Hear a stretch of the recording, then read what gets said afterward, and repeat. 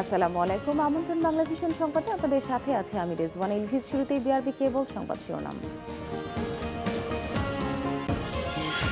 যুক্তরাষ্ট্রের 46তম প্রেসিডেন্ট হিসেবে শপথ নিলেন জো বাইডেন। মার্কিনীদের ঐক্যবদ্ধ করার অঙ্গীকার।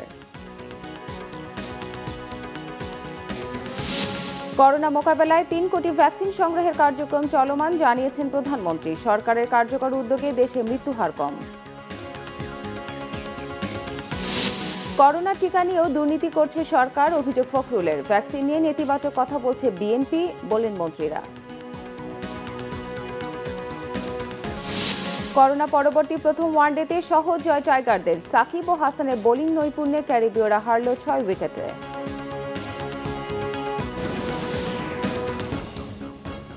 দেখছিলেন বিআরবি কেবল সংবাদ শিরোনাম, এবার বিস্তারিত। আগামী 4 বছরের জন্য যুক্তরাষ্ট্রের প্রেসিডেন্টের দায়িত্ব নিলেন ডেমোক্রেট নেতা জো বাইডেন। বুধবার ক্যাপিটল হিলে দেশটির 46তম প্রেসিডেন্ট হিসেবে শপথ নিয়ে জাতীয় ঐক্যের আহ্বান জানিয়েছেন তিনি। মহামারী করোনা ভাইরাস সহ অভ্যন্তরীণ সন্ত্রাসী ও শ্বেতাঙ্গ শ্রেষ্ঠত্ববাদীদের পরাজিত করার অঙ্গীকার করেন তিনি। একই সাথে শপথ নিয়েছেন দেশটির প্রথম নারী ভাইস প্রেসিডেন্ট কমলা হ্যারিস। স্বাস্থ্য সচিব মোহাম্মদ আব্দুল মান্নান জানিয়েছেন, আজ দুপুরে ঢাকায় আসবে ভারতের উপহারের 20 লাখ ভ্যাকসিন, আর 25 জানুয়ারি আসবে কেনা 50 লাখ করোনার ডোজ। তিনি আরও জানান, সরকারি হাসপাতালের বাইরে কোনো টিকা কেন্দ্র করা হবে না। করোনা ভ্যাকসিন নিয়ে প্রধানমন্ত্রীর কার্যালয়ে এক সংবাদ সম্মেলনে স্বাস্থ্য সচিব মোহাম্মদ আব্দুল মান্নান ভারত থেকে আসা টিকার সর্বশেষ অগ্রগতির কথা জানান। বলেন, প্রধানমন্ত্রী যেদিন সম্মতি দেবেন সেদিনই ভার্চুয়ালি যুক্ত হয়ে ভ্যাকসিন প্রদান শুরু হবে। প্রথম দিন 20 থেকে 25 জনকে টিকা দেয়া হবে রাজধানীর একটি হাসপাতালে। পরে সরকারি বিভিন্ন হাসপাতালে শুরু হবে টিকাদান কার্যক্রম। 21 জানুয়ারি 2021 তারিখে দুপুর 1:30টায় এয়ার ইন্ডিয়ার ফ্লাইটে ভারত সরকারের পক্ষ থেকে উপহার স্বরূপ 2,20,00,000 ডোজ কোভিড-19 ভ্যাকসিন আমরা পাবো। 25 জানুয়ারি 2021 তারিখে 50 লক্ষ ডোজ ভ্যাকসিন বাংলাদেশে পৌঁছবে। এটা হলো আমি যেটা বলেছি আমাদের নিজেরটা, আমরা যারা ক্রয় করে নিয়ে আসছি 20 থেকে 25 জনকে আমরা প্রতিদিন এই টিকাটা দেওয়ার চেষ্টা করব। স্বাস্থ্য সচিব জানান, ফেব্রুয়ারির প্রথম সপ্তাহে সবার জন্য সারা দেশে করোনার ভ্যাকসিন টিকা দেয়া কার্যক্রম শুরু হতে পারে। প্রতিটি ভ্যাকসিন টিমে 2 জন ভ্যাকসিনেটর ও 2 জন নার্স থাকবেন। আমরা হাসপাতালের বাইরে কোনো কেন্দ্র করছি না, কারণ এটা নতুন ভ্যাকসিন এবং কোনো সমস্যা হলে আমরা হাসপাতালের সাপোর্ট দিতে পারবো না যদি বাইরে করি। এ ব্যাপারে আমরা অত্যন্ত সতর্ক আছি, কারণ হসপিটালের বাইরে করাটা ইপিআই যেরকমভাবে একেবারে মাঠে ঘাটে করা, এটা অন্তত এই ভ্যাকসিনের ক্ষেত্রে আমরা করতে চাচ্ছি না। সংবাদ সম্মেলনে স্বাস্থ্য অধিদপ্তরের ডিজি জানান, যে কোনো টিকা দিলেই কিছু পার্শ্ব প্রতিক্রিয়া দেখা দিতে পারে। ভ্যাকসিনের পার্শ্ব প্রতিক্রিয়া নিয়ে অহেতুক কোনো বক্তব্য দিয়ে জনমনে ভীতি তৈরি থেকে বিরত থাকার আহ্বান জানান। কোনো টিকার পরেই কিছু সাধারণ পার্শ্ব প্রতিক্রিয়া হতে পারে। যেই জায়গাটায় টিকা দেওয়া হবে বা ভ্যাকসিন দেওয়া হবে সেই জায়গাটা ফুলে যাওয়া, একটু ব্যথা হওয়া, গায়ে জ্বর জ্বর ভাব আসা, বমি বমি ভাব লাগা, এই পার্শ্ব প্রতিক্রিয়াগুলো কিন্তু স্বাভাবিক, অস্বাভাবিক কিছু না। এই পার্শ্ব প্রতিক্রিয়াগুলো নিয়ে ভয় পাওয়ার কোনো কারণ নেই। অহেতুক কোনো গুজব, অহেতুক কোনো কথা, অহেতুক কোনো বক্তব্য সোশ্যাল মিডিয়াতে দিয়ে যেন আমরা জনমনে বিভ্রান্তি তৈরি না করি। অনুষ্ঠানে প্রধানমন্ত্রীর কার্যালয়ের মুখ্য সমন্বয়ক জুয়েনা আজিজ বলেন, করোনা ভ্যাকসিন গ্রহণ থেকে শুরু করে প্রান্তিক পর্যায়ে পৌঁছানো পর্যন্ত পুলিশি পাহারা থাকবে। বাড়তি নিরাপত্তা নেওয়া হবে ভ্যাকসিন দেওয়ার বুথগুলোতেও। দীপন দেওয়ান, বাংলা ভিশন, ঢাকা। প্রধানমন্ত্রী শেখ হাসিনা বলেছেন, করোনা মোকাবেলায় 3 কোটি ভ্যাকসিন সংগ্রহের কার্যক্রম চলমান রয়েছে। শীঘ্রই টিকাদান কার্যক্রম শুরুও হবে। সরকারের সময় উপযোগী এসব দিক নির্দেশনা, উদ্যোগ, পরিকল্পনা গ্রহণ ও বাস্তবায়নের ফলে দেশে করোনার সংক্রমণ ও মৃত্যুহার বিশ্বের অন্য দেশের তুলনায় কম। বুধবার জাতীয় সংসদে প্রধানমন্ত্রীর জন্য নির্ধারিত প্রশ্নোত্তর পর্বে লিখিত জবাবে শেখ হাসিনা আরও বলেন, দেশের বর্তমান করোনা পরিস্থিতি এবং অর্থনীতিতে তার প্রভাব বিবেচনা রেখেই 8ম পঞ্চবার্ষিক পরিকল্পনা অনুমোদন দেওয়া হয়েছে। করোনার বিরূপ প্রভাবকে প্রশমিত করতে তাৎক্ষণিক ও স্বল্পমেয়াদী পদক্ষেপের কারণে কর্মসংস্থানের সুযোগ নিশ্চিত হয়েছে।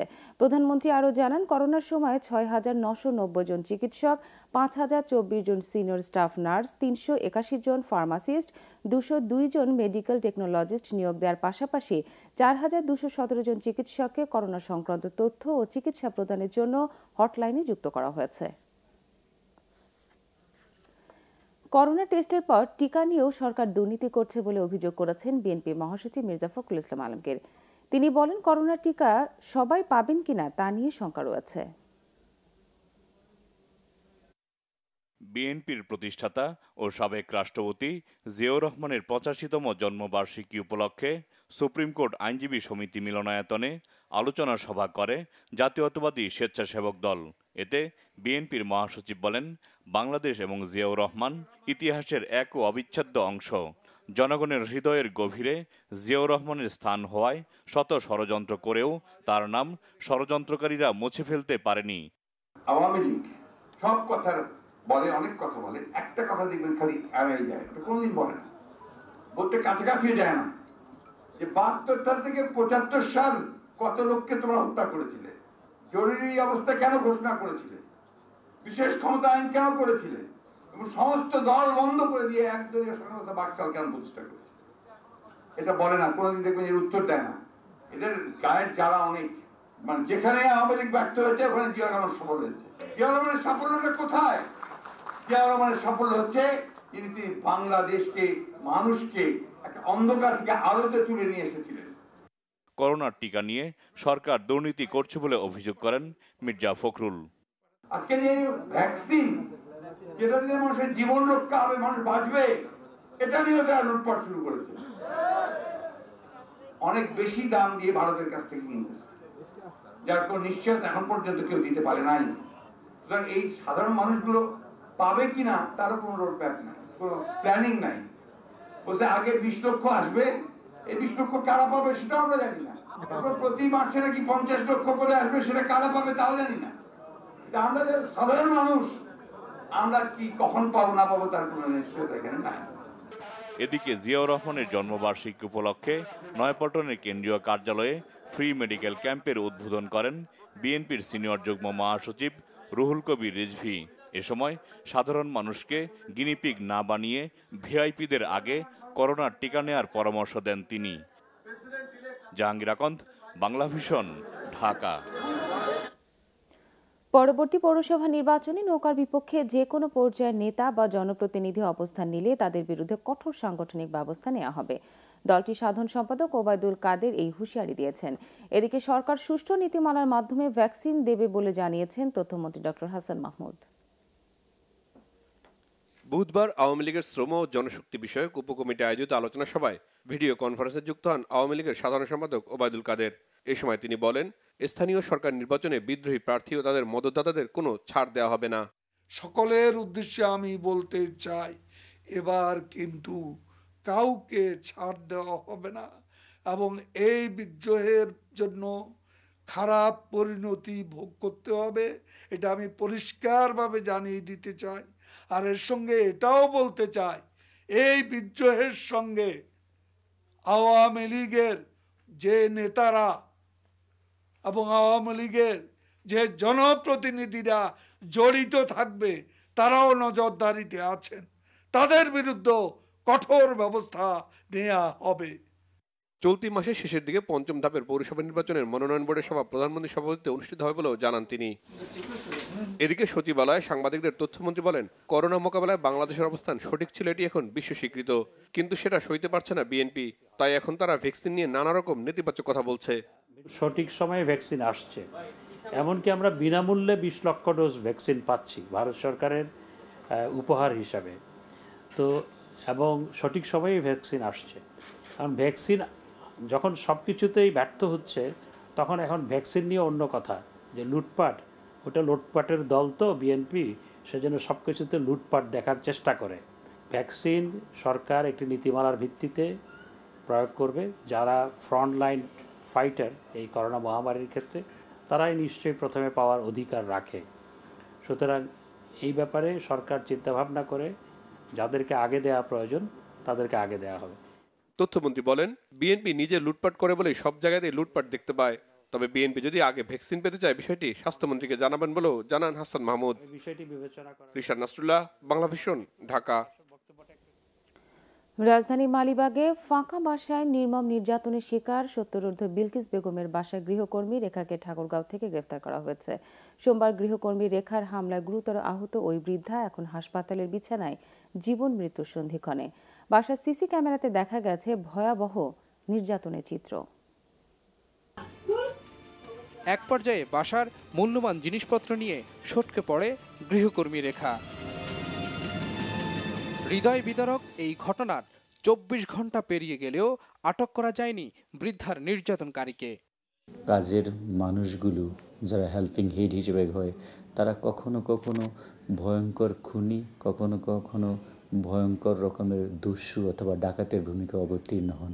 কর্মজীবী বাবা এবং মা আছেন, সন্তানকে অথবা বৃদ্ধ বাবা মা বা শ্বশুর শাশুড়িকে বাসায় রেখে যান কাজের মেয়েদের প্রতি। তারা গোপনে হলেও একটা সিসি ক্যামেরার ব্যবস্থা করে সেখানে মাঝে মাঝে মনিটর করবেন আইপি ক্যামেরা দিয়ে যে কী আচরণ করা হচ্ছে এবং কী ঘটনা ঘটে যাচ্ছে।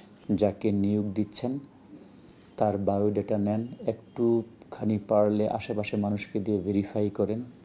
সিসি ক্যামেরা লাগানোর পাশাপাশি বাসাবাড়িতে গৃহকর্মী নিয়োগে আরও সচেতন হওয়ার পরামর্শ আইনশৃঙ্খলা বাহিনীর। S M Foyez, Bangla Vision, Dhaka. অনিয়ম, দুর্নীতি ও ক্ষমতার অপব্যবহার করে অবৈধ সম্পদ অর্জনের অভিযোগে deputy attorney general Jannatul Ferdous রূপাকে জিজ্ঞাসাবাদ করেছে দুর্নীতি দমন কমিশন দুদক।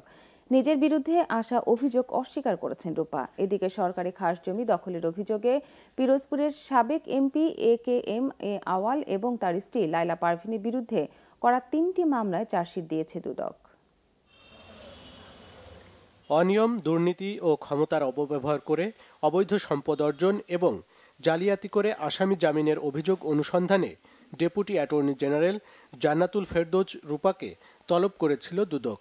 ওই নোটিশে দুদকে হাজির হননি তিনি, বরং নোটিশের বৈধতা চ্যালেঞ্জ করে হাইকোর্টে রিট করেন রূপা। হাইকোর্ট রিটটি খারিজ করলে বুধবার দুদকে হাজির হয়ে জিজ্ঞাসাবাদের মুখোমুখি হন তিনি। অবৈধ প্রক্রিয়ার জামিনের বিষয় ছিল, যেখানে তার অবৈধভাবে ক্ষমতার অপব্যবহার বা অবৈধ প্রক্রিয়ায় অংশগ্রহণের একটি বিষয় ছিল একজন আসামির। সেই কারণে তার বিরুদ্ধে দুদক থেকে অবৈধ সম্পদ আছে কিনা এবং সেই বিষয়টি খোঁজ নেওয়া হয়েছে এবং খোঁজ নিয়ে তাকে ডাকা হয়েছিল। তবে শুধু হয়রানির উদ্দেশ্যেই তাকে তলব করা হয়েছে বলে দাবি করেন জান্নাতুল ফেরদৌস রূপা। এজিডিএজির কথায় প্রভাবিত হয়ে কোন কোর্ট কোনোদিন জামিন দেয় এটা অকল্পনীয়, কাল্পনিক, বাস্তব বিবর্জিত। একটা আদালতে জামিন দেওয়ার ক্ষমতা একমাত্র আদালতের। এটা প্রোপাগান্ডা, একটা গ্রুপ করছে। আমি তাদের বিরুদ্ধে ডিজিটাল সিকিউরিটি একটা মামলা করেছি এবং আমি এটা লিখিতভাবে আমি জানিয়েছি যে আমার বিরুদ্ধে অভিযোগ সম্পূর্ণ মিথ্যা, ভিত্তিহীন, বানোয়াট। এদিকে সরকারি জমি দখলের অভিযোগে পিরোজপুরের সাবেক এমপি AKM আওয়াল ও তার স্ত্রীর বিরুদ্ধে যে মামলা হয়েছিল তার চার্জশিট জমা দিয়েছে দুদক। আরিফুল হক, বাংলা ভিশন, ঢাকা। প্রতারণা ও জালিয়াতির মাধ্যমে প্রয়াত জাতীয় অধ্যাপক এমআর খানের নামে দেশ বেসরকারি বিশ্ববিদ্যালয় central university of science and technology দখলের অভিযোগ উঠেছে। আর এই অভিযোগ করেছেন এমআর খানের মেয়ে ডাক্তার ম্যান্ডি করিম। তার অভিযোগ, তার বাবার স্বাক্ষর সহ অন্যান্য ট্রাস্টি মেম্বারদের স্বাক্ষর জালিয়াতি করে ইউজিসির যোগ সাজশে এমন ঘটনা ঘটিয়েছে একটি চক্র। প্রধানমন্ত্রী শেখ হাসিনার পারিবারিক চিকিৎসক 21শে পদকপ্রাপ্ত জাতীয় অধ্যাপক ডাক্তার এমআর খানের নামে একটি বেসরকারি বিশ্ববিদ্যালয়ের অনুমোদন দিয়েছিলেন প্রধানমন্ত্রী শেখ হাসিনা। অন্যদিকে এমআর খানের হাতে গড়া অ্যাডভান্স ওয়েলফেয়ার ফাউন্ডেশনের নামে মিরপুরে প্রায় 4 বিঘা জমি দিয়েছিল সরকার। এমআর খানের ইচ্ছে ছিল সেই জমিতে হবে স্বপ্নের বিশ্ববিদ্যালয়, যেখানে পড়াশোনা করবে দেশের অসহায় ও সুবিধাবঞ্চিত ছেলেমেয়েরা। এমআর খানের একমাত্র মেয়ে ডাক্তার মেন্ডি করিমের অভিযোগ, সেই জমি আর বিশ্ববিদ্যালয় দখলে নিয়েছেন গাজী আব্দুস সালাম নামে একজন শিক্ষক। অভিযোগ করেন তার বাবার করা 4 কোটি টাকার এফডিআরও একই ব্যক্তি আত্মসাৎ করেছেন। আমার বাবার হাতে গড়া যে সমস্ত প্রতিষ্ঠানগুলো, তার শেয়ার, সাকসেশন সবগুলোই হাতছাড়া হয়ে যাচ্ছে। এতে মনে হয় আমার কোনো অধিকার নেই। তার মধ্যে একটা হলো central university of science and technology. আব্বার মৃত্যুর পরে সব উধাও হয়ে গেল। গাজী সালাম ওই অনুমোদন ওই ইউনিভার্সিটি নিয়ে চলে গেলেন। উনি আমাদের ছাড়াও আব্বার তো অনেক আত্মসাৎ করেছেন, হয়তো 4-5 কোটি বা তারও বেশি হতে পারে, আমরা সেটার সন্ধান পাইনি। এবং অনেককেই উনি প্রতারণা করে অনেক টাকা পয়সা সরিয়েছেন। গাজী আব্দুস সালামের আপন ভাই গাজী মাহবুবুল্লাহ আলম সহ অন্যান্য ট্রাস্টি বোর্ডের সদস্যদের বক্তব্যেও বিষয়টি ফুটে উঠেছে। এমআর খান স্যার মৃত্যুর পরে এমআর খান স্যারের নাম নিশানা মুছে ফেলবার জন্য খুব বড়ভাবে চেষ্টা করেন গাজী আব্দুস সালাম, কিন্তু এটাকে আমি খুব বাধা দেই, প্রতিহত করি। অনেক জালিয়াতি এবং প্রতারণার মাধ্যমে গাজী আব্দুস সালাম সকল বিনিয়োগকারীকে সেখান থেকে বের করে দিয়েছে। জালিয়াতের মাধ্যমে এমআর খান স্যারের নাম নিশানা মুছে ফেলেছে। Gazi Abdul Salam central university of science and টেকনোলজির ছিল একজন মেম্বার সেক্রেটারি। এই প্রতিষ্ঠানের আমি বোর্ড অফ ট্রাস্টির একজন সদস্য। ভুয়া কাগজ তৈরি করে সে মেম্বার সেক্রেটারি থেকে নিজেকে চেয়ারম্যান দাবি করে, আর আমাকে বোর্ড অফ ট্রাস্টি থেকে না জানিয়ে বাদ দিয়ে দেয়। গাজী আব্দুল সালাম জালিয়াতি করে আমাকে সহ তার বাবা, ভাই ও অন্যান্য সকল সদস্যকে বাদ দিয়ে নিজেকে বোর্ড অফ ট্রাস্টির স্বঘোষিত চেয়ারম্যান করে মন গড়া একটা ট্রাস্টি গঠন করে। বিষয়টি নিয়ে একাধিকবার গাজী আব্দুস সালামের সঙ্গে যোগাযোগের চেষ্টা করা হলেও তার ফোন বন্ধ পাওয়া যায়। কাঙ্ক্ষিত নম্বরটিতে এই মুহূর্তে সংযোগ দেওয়া সম্ভব হচ্ছে না। বাবার রেখে যাওয়া প্রতিষ্ঠানগুলো যাতে বেহাত না হয় সে বিষয়ে প্রধানমন্ত্রীর হস্তক্ষেপ চান এমআর খানের মেয়ে ম্যান্ডি করিম। মুহিবুল্লাহ মুহিব, বাংলা ভিশন, ঢাকা। সংবাদ শেষ করব বিআরবি কেবল শিরোনামগুলো আরেকবার জানিয়ে। যুক্তরাষ্ট্রের 46তম প্রেসিডেন্ট হিসেবে শপথ নিলেন জো বাইডেন, মার্কিনীদের ঐক্যবদ্ধ করার অঙ্গীকার। করোনা মোকাবেলায় 3 কোটি ভ্যাকসিন সংগ্রহের কার্যক্রম চলমান, জানিয়েছেন প্রধানমন্ত্রী। সরকারের কার্যকর উদ্যোগে দেশে মৃত্যুহার কম। করোনা টিকা নিয়েও দুর্নীতি করছে সরকার, অভিযোগ ফখরুলের। ভ্যাকসিন নিয়ে নেতিবাচক কথা বলছে বিএনপি, বললেন মন্ত্রীরা। করোনা পরবর্তী প্রথম ওয়ানডেতে সহজ জয় টাইগারদের। সাকিব ও হাসানের বোলিং নৈপুণ্যে ক্যারিবীয়রা হারল 6 উইকেটে।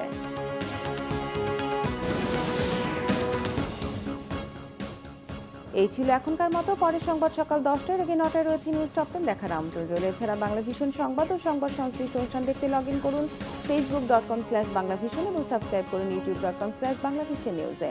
এতক্ষণ সঙ্গে থাকার জন্য ধন্যবাদ সবাইকে।